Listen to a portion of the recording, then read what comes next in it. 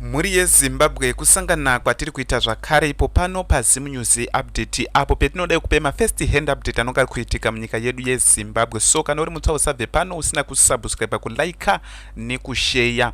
So muri yeZimbabwe ndiri kuenda katibatanidzei updates akati wandei pano apo petiri kuona Themba Mliswa aimbova ari independent candidate ari MP kunotoni ari kutaura mashoko akasiyana siyana pamusoro pa Vice President Kostotino Chiwenga, uye ari kutaura mashoko akasiyana siyana pamusoro pevanhu vari mupolitibhiro, pevanhu vari muCentral Committee, pevanhu vese vakapinzwa mabasa naPresident Emerson Mnangagwa kuti pano atakwa baba venyu sei musiri kudefenda baba venyu, muri kungoramba makanyarara. So vanhu ava vari kupindura vachiti no, Themba Mliswa vakapindurawo nechibhende chisiri, but wanga wada kuedza kutora pano tobva tanyasa kupatsanura nhauwa dzacho. Vanga wadaedza kutora kuti Themba Mliswa iwo tori pabasa, pedza basa rako because wakapiwa mari. Ndofunga makaona mazuva aya the late comrade Bomshogeza vakataura kuti Themba Mliswa apiwa mari because vanonga ina information yese yakakwana inenge iri kuitika mubato reZANU-PF. Chinova chiri cho chiratidzo chinoratidza kuti zvinhu zvinomira zvakanaka. Tichipinda futi mimwe update muri yeZimbabwe toona kuti ava ndi Bishop Themba Mutendi vanova vari mukuru veZCC vari kutaura ivo because pavakatanga kupiwa mari, sekutsanangura kwavari kuita pavakatanga kupiwa mari vakatanga kutsanangurwa kunzi mari idzi dzakasviba, mari idzi dzakadai so. Sekutsanangura kwavari kuita ivo vakapindurawo vachiti no, mari idzi hadzina kusviba, mari idzi koko dzinobva kunana America, kuri kuuya vanhu, kuri kuhengwa vanhu kunana Venezuela, kuri dzinozonzi dzakaita sei. So regedzei tiwanzwe vachitaura tozopinda munhauwa dzedu zvizere muri yeZimbabwe. Tine nhauwa dzakati wandei pano tokuyeudza noti kana uri mutswa usabve pano usina kusubscribe, kulike nekushare. Ngatiwanzwe vachitaura. Chivhai wakatibetsera, unokuramba achitibetsera chaizvo, wakatibetsera nemari inoendakire. And kwai munhu vakatiti Bishop munopuwa dirty money. Hadi muri kuona vakatomboudzwa direct. I think one wemuchurch waivaudza kuti Bishop dai masiya izvi munopiwa dirty money sana amai Ezekiel Guti wakazviramba, hapana zvawakaitwa. Hadi mazviona, but ndofunga munoziziva kuti munhurume ane nha. Ndikati dirty money, yes, yakabvipi dirty, yakaitete vanani chii chinoti dirty blood, ine blood. Vamwe vose vamunoona makasvotora muchidai munoda mari dzinobva America, munoda kupuwa madonation anobva, munoona kuti vakazvitora sei zvinhu izvozvo. Munoona vamwe vanhu vanobvisiwa vachiuraiwa nyika dzichingotogwa oil yotogwa zvichidaro ende mogashira donation. Now mozoti unondingatikira muno motodai is corrupt. Tinovatenda vana weakness vose vakomana nevamwe. In fact, your excellency, tichakunyorera tsamba very soon kuti muuye kuzoona the first of its kind indigenous university ina chirenje uripo mukomana andambonekera chairman Professor Zobo, Professor Bishop Zobo nanosataka shara kuti vaite fundraising. Munhu wamunotanga kudana hatidi mari inobva America, hatidi inobva kuSwitzerland, tinoda munhu toda kutanga kuinvita president. Muri kuona muri yeZimbabwe tiri kuona panapa pakanyorwa nebepanheu reNew Zimbabwe riri kutaura iro kuti regedzei so weekend virus money is not date. Ndo zvazviri kutaura vanhu vane Themba Mutendi apa. Says Themba Mutendi, leader of the Zion Christian Church ZCC, Mutendi has received over 4 million in cash and vehicles donation from Chivayo earlier this year. He received a Mercedes Benz Maybach worth about 450,000 and $2 million. Trikuona panapa donation to the church last year. He was gifted a brand new 2025 Range Rover autobiography SV worth about 400,000 and a 2025 Toyota Land Cruiser 300 series for his wife worth in 190,000.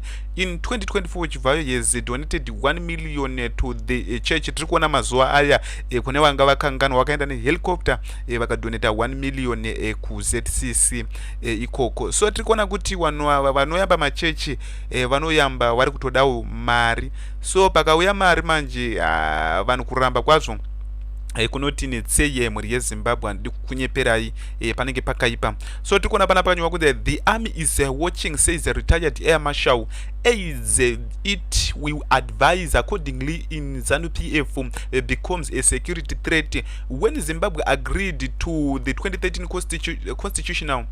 constitution, there are certain areas where they were very clear regards their amendment, said Muchena. Tiri kuona pana pamhuri yezimbabwe ndi vamuchena vari kutaura zvavari kutaura pano. Retired air marshal Henry Muchena, not retired brigadier, vari kutaura mashoko avari kutaura pano anyorwa nebepanhau New Zimbabwe. So tikuna panapa, one of the army's former general demanding the referendum before President Emerson Mnangagwa's second term extend has warned that the military is watching and will respond accordingly if ZANU-PF becomes a security threat. His comments come at a time ZANU-PF is battling faction fights as a result of Mnangagwa desperate attempt at ending the Zimbabwe constitutional and ensuring 2 more years to his last 5 years in power. Tiri kuona mhuri yezimbabwe ndo mamiriro zvakaita, ndozvidzokeredza futi ndapozotaura futi panapa. Kune vanhu vari kukompea kuamendwa kwebumbiro remutemo remunyika yeSouth Africa nemunyika yeZimbabwe, zvinhu zvakasiyana. Ava vanoti after 10 years after 10 years unofanira kunge wakusiya. Ndofunga muri kuona vaRamaphosa itoriwo temu yavo yekupedzisira. So patemu yavo yekupedzisira vachaenda iwo pachezvawo kuparliament ma-ANC members nechichi chimwe, then wotsvaga successor wava Cyril Ramaphosa yeku-ANC ikoko mhuri yeZimbabwe. Then waCyril Ramaphosa replacement inonga yahwina ndo ichange yakucontestana naEFF nanachichi, vanhu vakudini, vanhu vese vakungovhota panovhotwa payapayapo. So zvakasiyana nezvinhu zviri kuitwa muno. So Mnangagwa does not want a referendum where Muchena and his grouping a former army general have advised against moving forward without the people consent. Tiri kuona mhuri yeZimbabwe with the army having stepped into stop late President Robert Mugabe in 2017. Muchena's comments are the only insights into how the army could be analyzing the unfolding situation. When Zimbabweans agreed to the 2013 constitution, there are certain areas where they were very clear regards their amendment, said Muchena. Trikuona ndi retired Henry Muchena vari kutaura mashoko anyorwa panapa mhuri yeZimbabwe. Tiri kuverenga panapa ndo zviri kuitika pari zvino. So tira kuti tinge tichifamba nenhauwa dzacho tichiona kuti chii chiri kuitika. Regedzei tinzwe Rutendo Matinyarare. This time they don't deserve support. This time ZANU-PF is being arrogant, it is abusing its own people, and you as South Africa cannot support that. The sanction, and I thought I would explain this to you. Because when a person comes and says, Rutendo is just doing it for psychological operations, yet I removed sanctions that were affecting you, your parents, and your family, that is a lack of appreciation. That is a lack. And I say most of you because many of you have never fought anything in your life. You just comment and talk about people who have really had proper battles. I decided to comment, knowing that I will not get my money. But why? Because I don't want to live in a country where the Mnangagwa family continues to handle our country like a monarchy. I was not willing to wait for that $4 million in silence while the Mnangagwa administration butchers our constitution and tries to ensure that they're going to be there for the next foreseeable future. I don't want to live in that country. And ZANU-PF is creating conditions that are going to make that possible. So that is why I did what I did. And another thing, my agenda was to tell the good Zimbabwe story. Why? Because everywhere across the world, there was a negative stereotype about Zimbabwe. We get undermined in South Africa.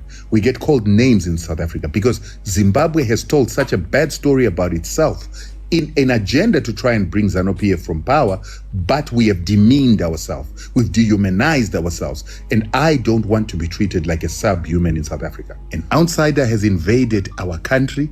They intend for us to be divided. They intend for us to fight each other so that they can find a way to intervene. And they almost intervened 3 times. Many people don't know that.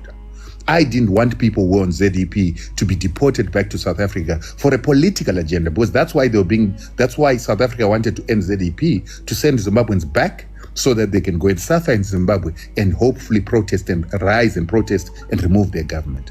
I didn't believe that the families of people that were working on ZEP needed to suffer, because those remittances look after people.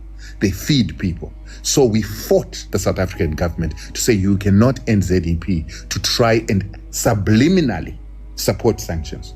Unfortunately, how do I sabotage you by supporting ZEP workers in South Africa and fighting for them? How do I sabotage you by becoming the most hated Zimbabwean in South Africa and running the risk of being assassinated because I stand up for your country and stand up for our people? How am I being selfish by today fighting a very powerful government like the ZANU-PF government, endangering my own life, running the risk of being assassinated by saying that this constitutional amendment is wrong? Then you say that's psychological operations. How is that psychological operations?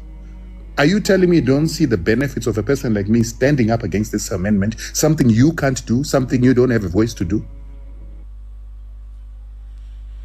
muri yeZimbabwe ndo mashoko mamirire akaita ndofunga murungozonera zviri kuitika pano. Tongoti kana uri mutsva kusabva pano usina kusubscribe, kulike nekushare, ngatisangane munews dzinotevera.